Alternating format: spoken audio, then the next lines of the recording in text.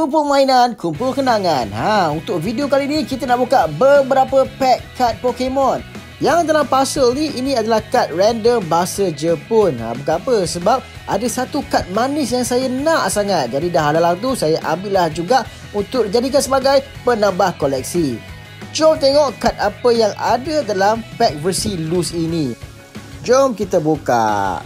Desain Jepun ni dia lain sikit, nampak bahagian belakang ni tak sama seperti versi bahasa Inggeris, tapi dari segi material dia memang terbaik. Okey, kad pertama kita dapat satu kad rare holo. Saya minta maaf awal-awal sebab saya memang tak ingat nama kad Pokemon jenis baru. Saya banyak ingat yang first gen sahaja. Jadi untuk kad review kad kali ni, mana yang saya tak tahu tu, kita tengok sajalah dia punya rekaan ilustrasi. Ini adalah kad water type, kad grass type. Ni saya tahu, ni Mankey. Yang first gen saya ingat lagi. Okey, kita dah semakin hampir ke kad yang terakhir. Anda rasa kad apa yang saya nak sangat tu?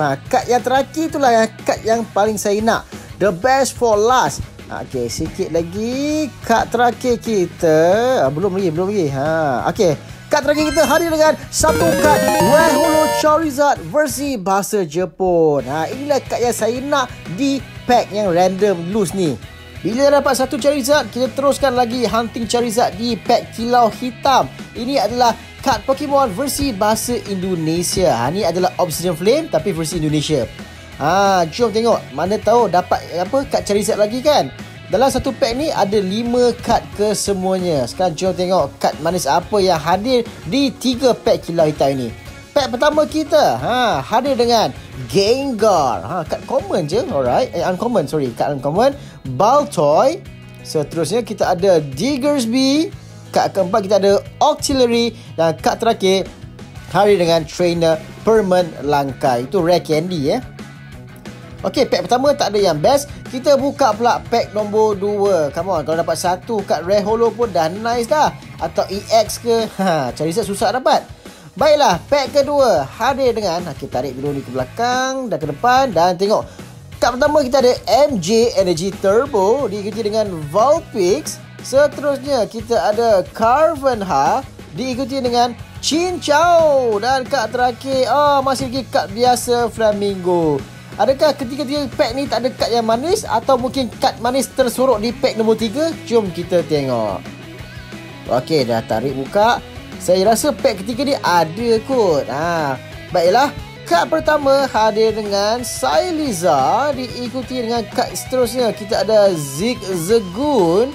Seterusnya kita ada Grivard. Kad keempat kita ada Shuckle. Dan kad terakhir, yes, ada. Akhirnya kita dapat kad manis kita. Kad terakhir di Kilau Hitam kita dapat Issue EX. Memang keren banget.